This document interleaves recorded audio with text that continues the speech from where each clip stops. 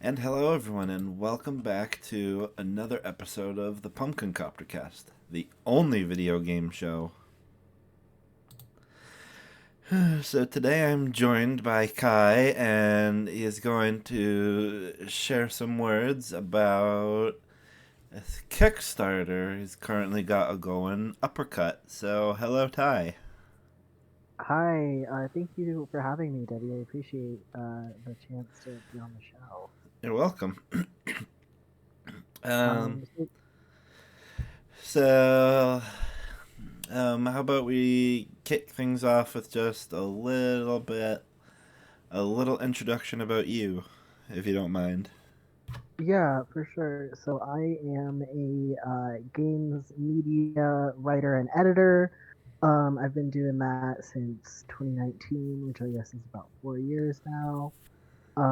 And I am also the founder and editor and chief of Uppercut, which is a indie games media and like nerd culture website that kind of tackles that subject matter through a more critical lens, kind of in the vein of like what Waypoint used to do, but with our own style on it.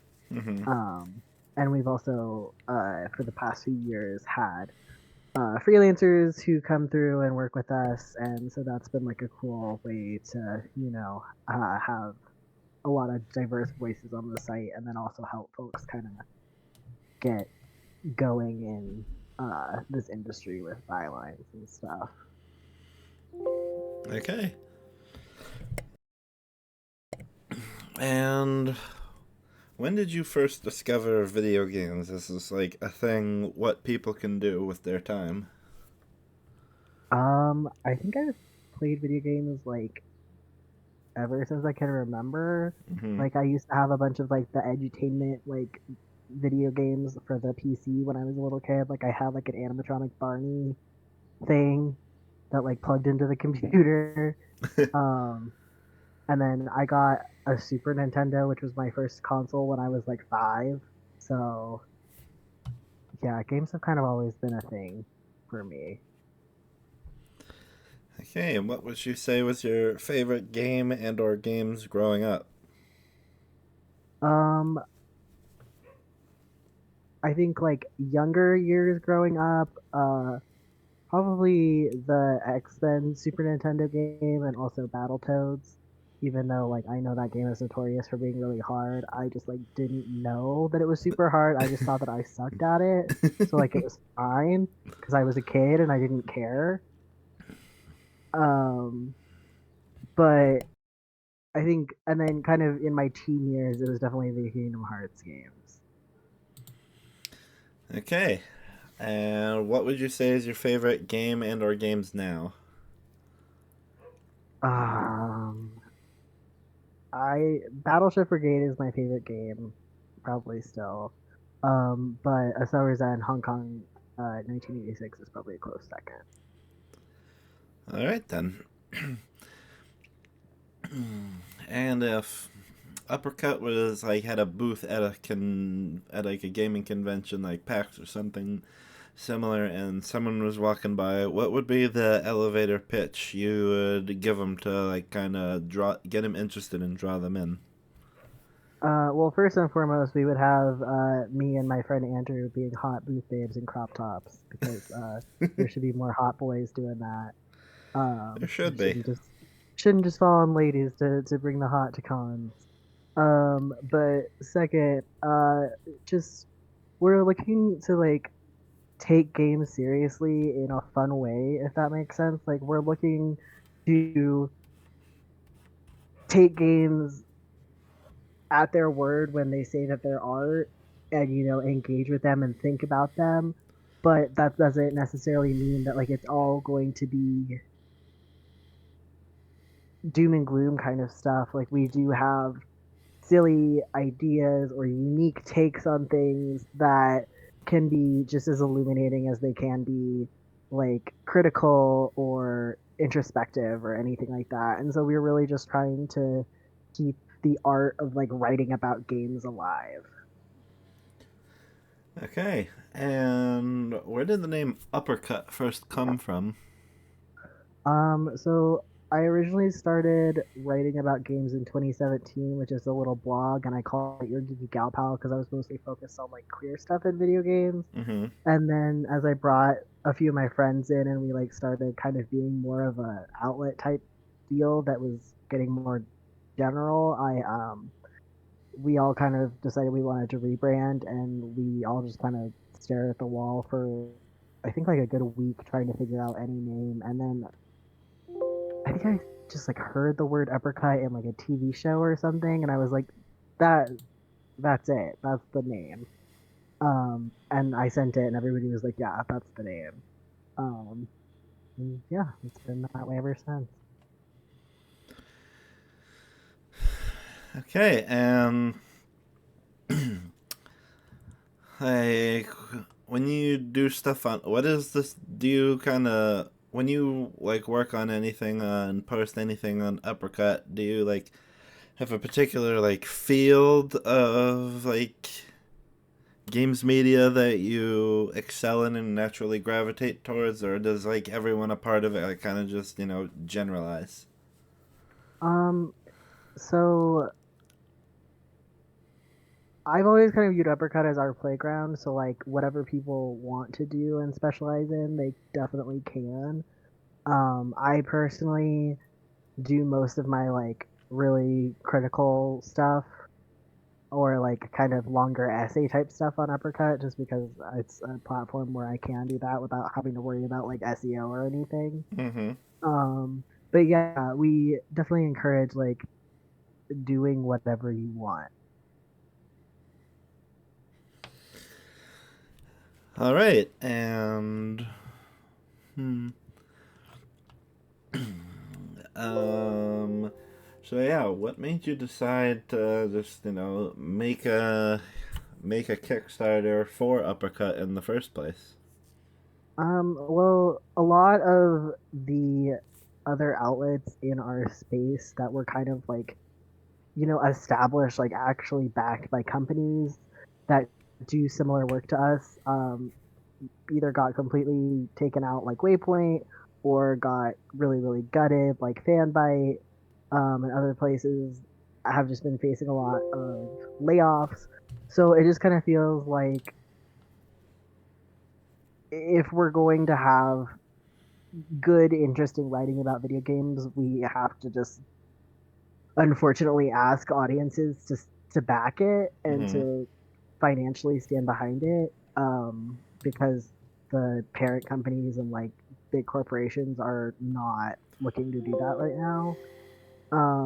And I've had experience in the past with successful fundraising campaigns. Like we did a Kickstarter last year to do our freelance budget for the year, and then in 2020 we successfully raised money to pay for the like 40 articles that EGM just kind of threw into the void when it stopped running articles. So, I have that experience of running a successful fundraising campaign and, actually using that money effectively to pay people to write. So, it just seemed like a good idea. And also, I'm asking for a salary for myself and for someone else. And that's just because, yeah, we want to be able to create at least those jobs in the games media space. And so many of them have gotten swallowed up. And having that stability will make it so I can actually, like fully devote my time to running Uppercut and getting work out. So yeah. Okay, and I'm seeing like on the Kickstarter page that you got you've done quite the detailed breakdown as to what eat like putting the money that you would get if it's successful into chunks and putting each chunk into like a different area. Did that take you a long time to like how are we going to budget this like money if the Kickstarter is successful? Yeah, I mean the thing with running a Kickstarter, right, is like at least in my experience, you want to be able to be like as transparent with people as possible with like what you're gonna do with the money. So it was a lot of me sitting down and being like, okay, what do I want?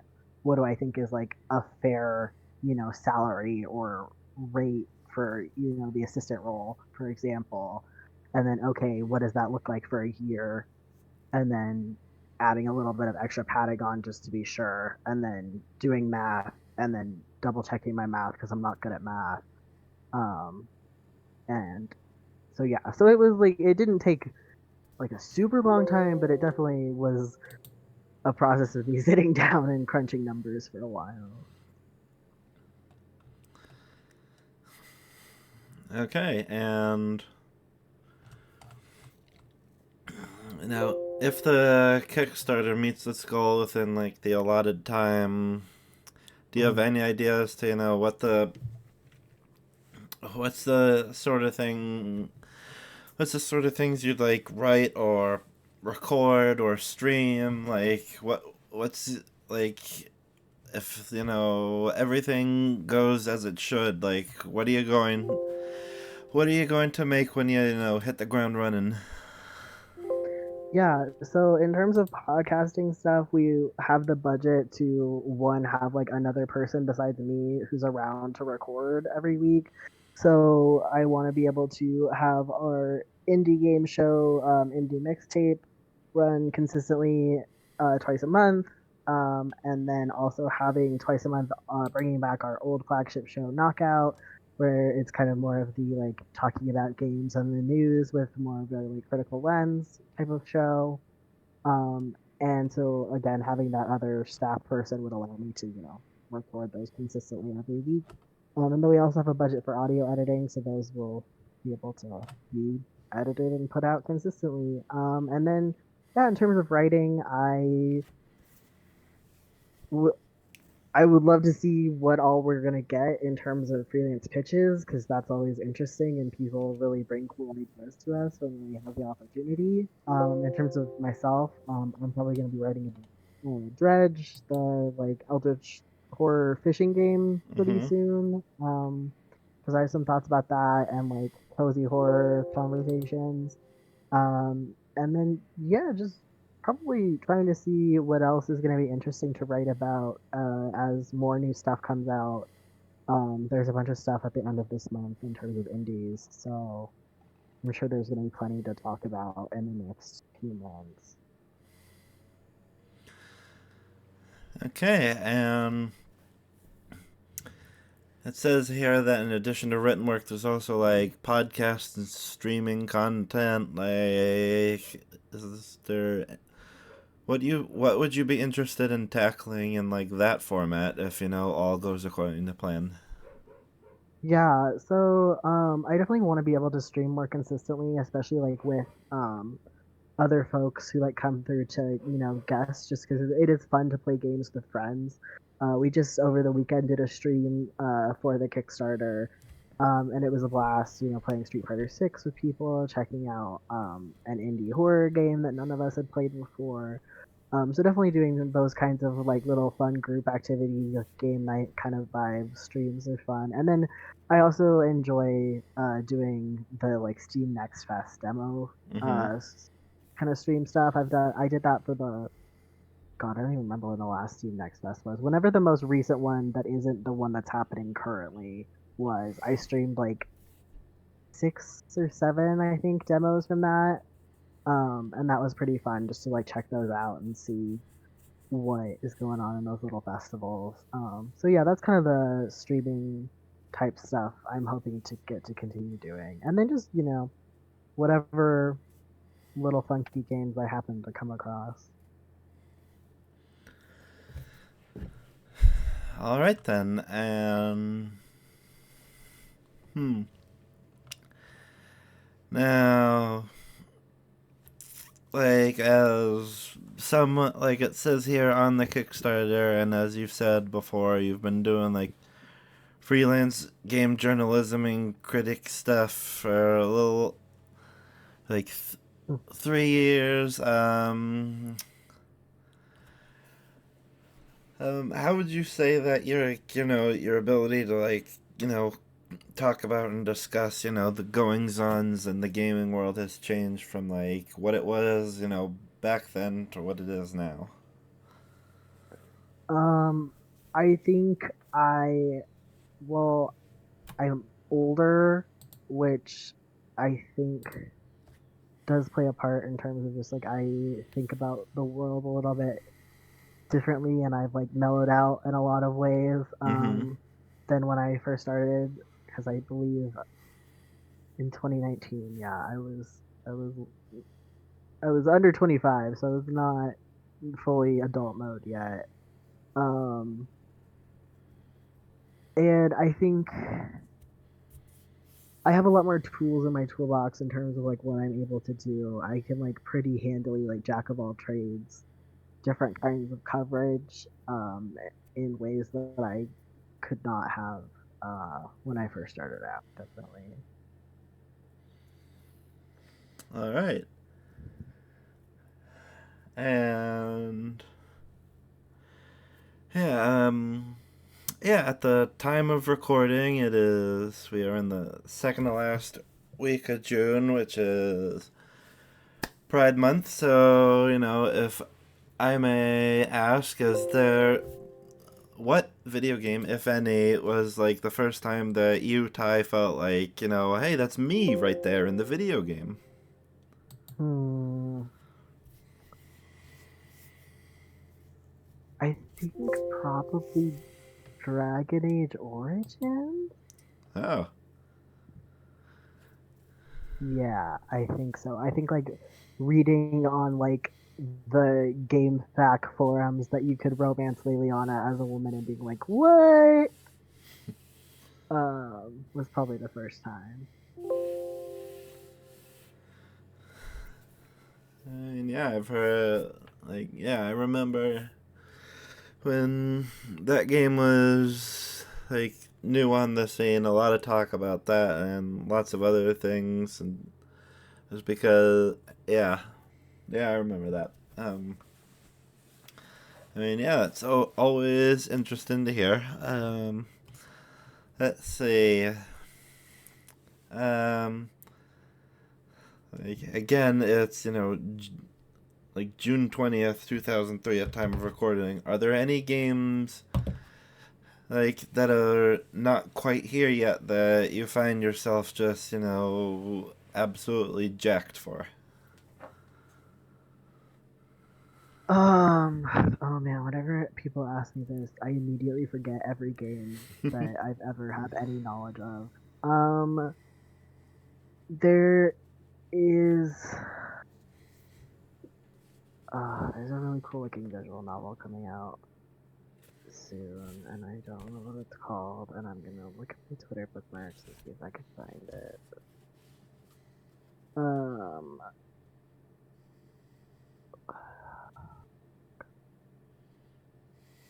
oh yeah, okay. There's a visual novel called Amarantis that's coming out in like a week from today. Mm-hmm.